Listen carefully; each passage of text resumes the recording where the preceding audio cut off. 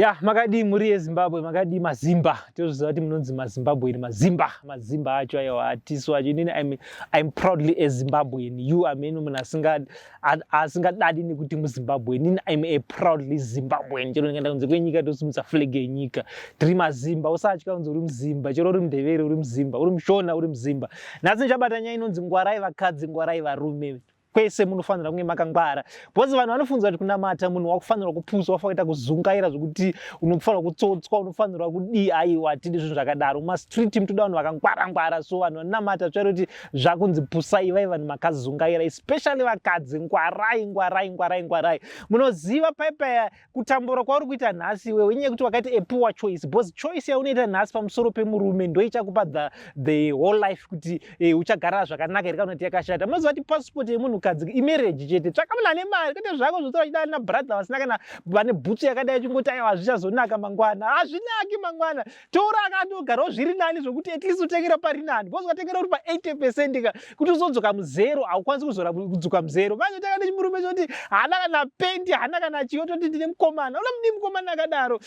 Vakadzi ngwarai. Bozi chinhu chekutanga chinokupfumisa pano panyika. Bozi vakadzi makatakura zvinhu zvinodiwa nevarume, goride rinodiwa nevarume. Saka chingwara chigona kushandisa goride rako. Handiti goride ngarishandiswe zvakanaka. Gold varume it's a special mineral. Handiti zvava nevanhu vanoita hondo tezvo zvakawanda maminerals anoshandiswa kumabhomba nechi vanoti zvinhu zvakakosha. Vakadzi vane zvinhu zvakakosha. Bozi ukaita samuroad mese murume anenge achingocheuka kudai so mukadzi akangofura so wona kudai so kucheuka so vachicheuka. Bozi mune goride ramakatakura rinechisechwa nemunhu wese. Munhu wese everyday aitsvaka goride achitsvaka goride. Manje muri kutadza kukapitaliza goride racho. Chitsvakawo pavanhu vauya 20 vako. Handiti usapa time frame kuti ndinoroorwa 2021 kana 2040. Aiwa pangouyo munhu ari kuda goride akanaka. Tsvaka munhu ane mari first. Kwete zvako zvodani haudyi love shamwari. Rega ndikudzidzise nhasi. Ndokudzidzisai chokwadi. Handifi ndakutenderai kudai so haudyi love. Handiti haudyi kana kuti kwanzi anotaura chirungu, ane kafesi kakanaka, anoimba. Hazvakana basa rese zvekana ataita zvakati chakati chinodiwa imari. Ini mwana wangu ndinomudzidzisa kuti shamwari katanga watarisa kuti apunorarama sei.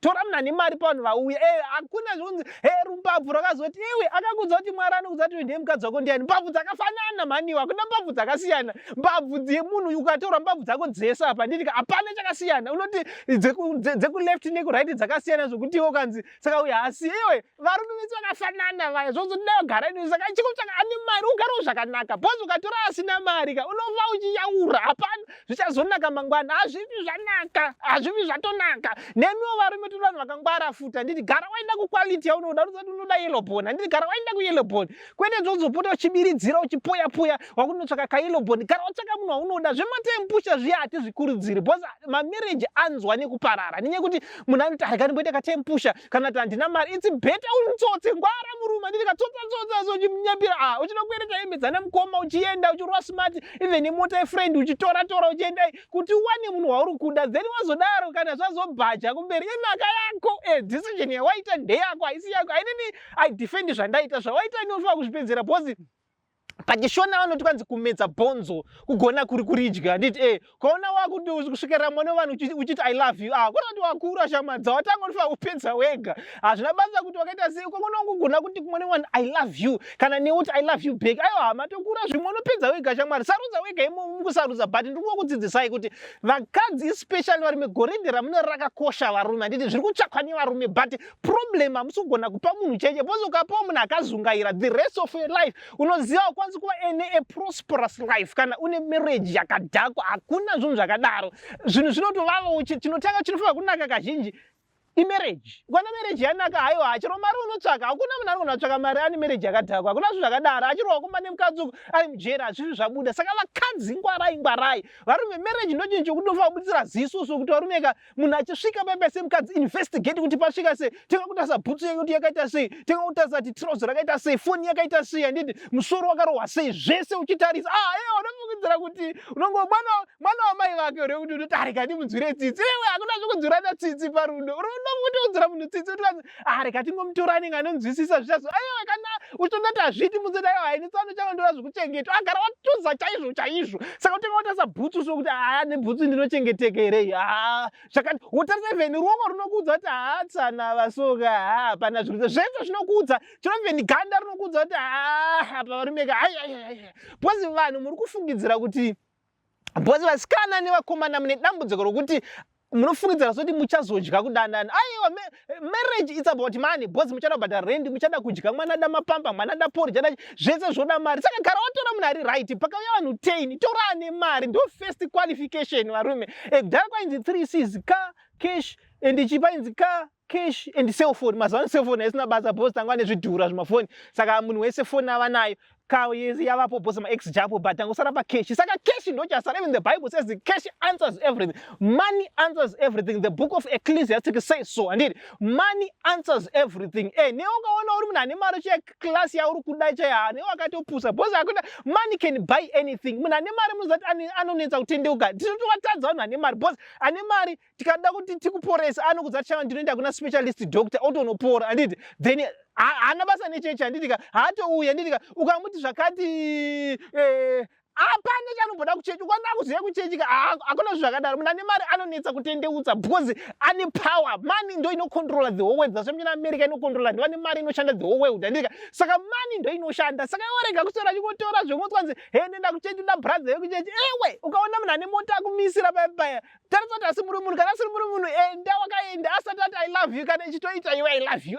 Zviko zvoda kungwara bhozi kwete zvongoti hachazo ewe ichoita ma-action chinongodiwa cho ndechongoti chingoitewo zvauri kuita zvongoti munhu angu aiwe amene kuti uchazvifambisa sei kuti ungokwanisa bhozi chirikudiwa ka ukaona munhu kuti uyu munhu ane mari uyu zvinhu zvangu zvogona kuita amene zvauchaita kana uchitomwisira mupfuwira unomwisira mupfuwira kana uchidi atizivi chaukaita bhozi varimeka pane mari ka.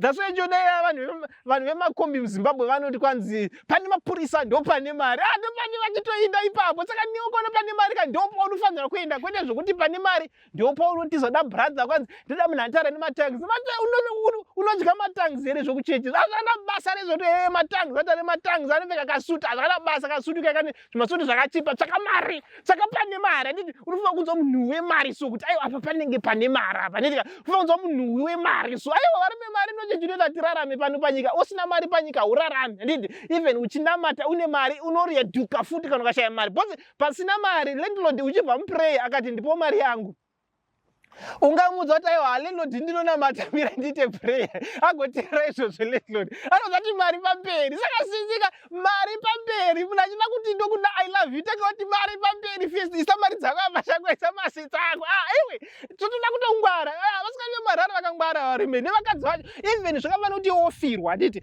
murume ofa kana kuti mukadzi ofa wambopinda mumarriage. Handiti woti handinoda tsvaka wekugarisana ukugarisana isi iwe iti ndoda munhu ane mari tsvaka munhu ari right. Handiti kwete zvokuti unoramba vanhu vane mari. Munhu ane mari haarambwi. Unoramba munhu ane mari iwe inda une shavire kuda kufa uchitambura iwe unoramba munhu ane mari. Toti vakadzi ngwarai mune gold ndoramba ufa kushandisa iroro tsvaka munhu a good partner.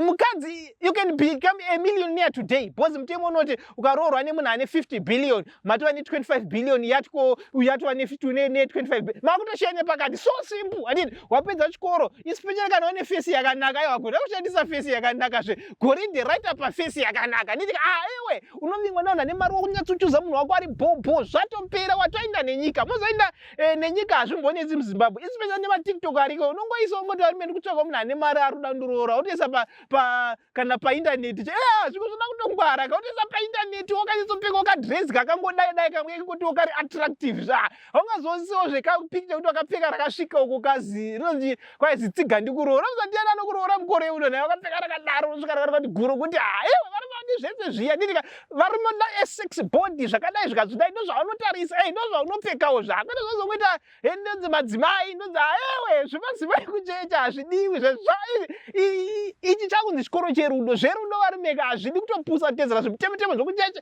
kuchecha vanoti zvakati ukasvika pana brother iva munhu akanyatsova nonzi kwanzi mukomana akasvika nyatsokuva munhu akanaka zvokuti nyatsoda aiwe zveunhu hazvishandi zve munhu atosvika jambira shamwari bhazi rikasvika richida kuharare uri kukadoma kana kuti uri kugwerwa nditi ungambosora uchinyera tiri kuenda kuharare kuti varume pfewa kutoenda ndi munhu ane mari yasvika kwira uende iwe chamwari zviri nani vasekeka watoenda munozati tine vanhu vekuti vanhu vaiseka soka nditika but munhu akati varumeka it's better vanhu vaseka anojambira faster ajambira dzungu rinodiwa futi kana papanyaya dzemari dzungu rotodiwa sometimes dzungu haridiwi rekuita dzungu kana muchiita dzungu rekuita makuhwa but padzungu remari padzungu rekuti munhu ane mari yasvika munozati tine vanhu vekuti anoona munhu ane mari so iwe unochidana nemunhu wako handiti iye ungosangana anenge ari kana sawira wako handiti ka anobva mujambiro mutwisa hazvinotodiwa chero ukaona pamuchato vanokuti zuva remuchato pane anodzivisa here kuti vanhu ava vasaroorana iwe unosara chete kwanzi he ane mukomana ane chiwe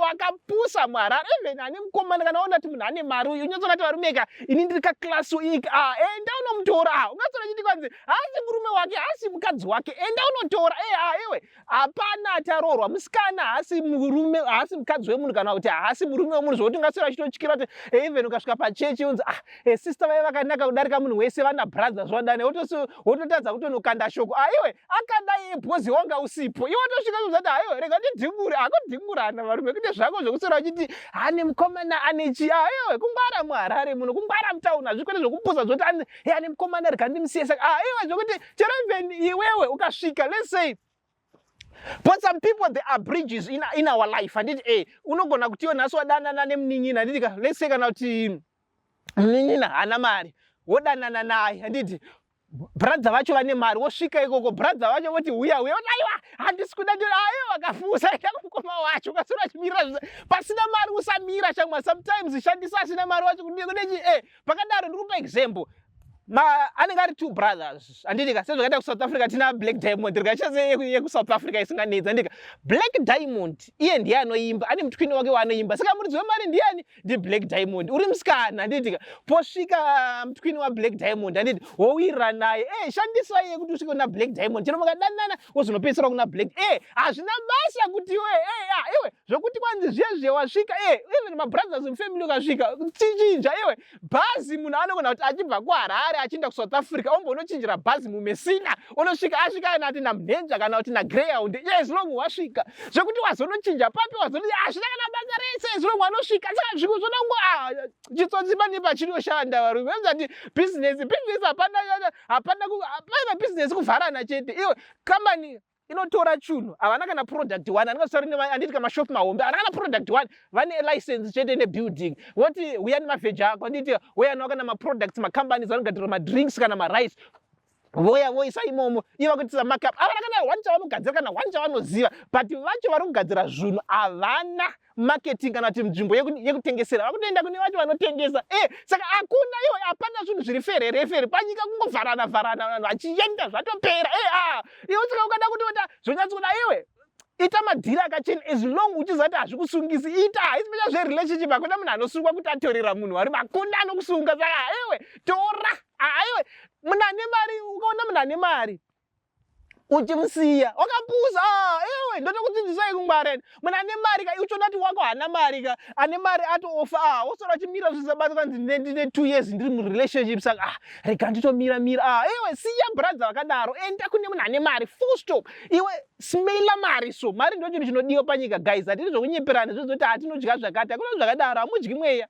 hamudyi matangs enyamunoimba munodya mari semari even the Bible says money answers everything but message yangu ndeyekuti munhu wese ngaatsvake mari especially varume kana zvekuraramira inonzi survival of the fittest pano panyika usina mari hazvibudi zvakanaka tavene mufamily hamuna anokuteerera saka ime varume ngwarai gonai munotsvaka mari bhozi usina mari kamusoseti haumurarami zvakanaka matiti hauna kana chaunotaura mufamily kana whatsoever even vakadzi unotorwa vacho vakanaka bhozi vane mari ndovakuru saka munhu wese ngangwavhe atsvake mari pamberi nemari pamberi kudanana nevanhu ane mari full stop ndatopedza handidi kupikiswa ndo zvandataura izvozvo handipikisa tinopedzerana bhozi ndatopedza so kuti ane mari ndiye munhu anotanga kuwa even ukasvika pamuchato kana ane mari ndiyo first preference unoti vanopenga here vanhu vaya unonzwa pakanzi kana kuti muimbi ari kuloncha so panonzi tina mudhara nhingi mudhara wedumbu ndiende kanzi cheya yekumberi onzi ndowatotanga kupa speech handiti hautangi iwo asina mari panotenga munhu ane mari onzi mudhara ubva toright ubvanzi 5000 rutenga cd handiti kuya vamwe 2 then kozonzi vamwe vese chuya mungoti chungoyo mungononga muchingosiya zvimadhora zvinyi kana pamuchato handiti konzi chungoyo muchingosiya but vane mari ndivanotenga kuroti mari ndo chinhu chino money makes a person usina mari sometimes you are not counted hautoverengwi because vanhu vanoverenga mari handiti havaverengi munhu they count the money ine munhu not iwewe saka munhu hana basa chine mari basa money is the root of all evil ndo zviri panyika hakusi kudenga ndokusingashandi mari even jesu anibaiba anosvika panonzi chienda unondobva anoredza hove akanoti anzi bhadhara mutero mari ndo chinhu chotoshanda ndo passport yacho ndo chinhu chiri kudiwa panyika saka munhu wese gona kutsvaka mari vakadzi make sure waenda kumunhu ane mari wogara zvakanaka, because ukachuza munhu asiriye unotambura the rest of your life. Ndapedza nemi. I'm the Velami Commander, Prophet Madungwe. Kana udadza mamwe masermons atinokanda akawanda unoyamba machannels edu Prophet inonzi Madungwe TV pa TikTok, pa Instagram, pa WhatsApp futi yavapo Madungwe TV, then pa Instagram nana Twitter nana zvese, then Facebook page ndoinoshandisa Prophet Church Madungwe page, then WhatsApp number yedu inoti 0762311156. Saka varume ndakudzidzisai nyaya yelove, kuti love ka usatarisa kuti akaita semunhu appearance, maybe umwe rinenge rakashata rakati kana ane mari chora hauda kunaka, hakuna basa rese murelationship, chinodiwa imari. Tarisa mari full stop. Kuti baba vakashata, baba vakazodai, tarisa mari. Zvokuti akashata hana kana gumbo, hana kana chiwa, hana basa rese zviya, chinodiwa imari. Tarisa mari wogara zvakanaka. Ndapedza nemi, ndatenda.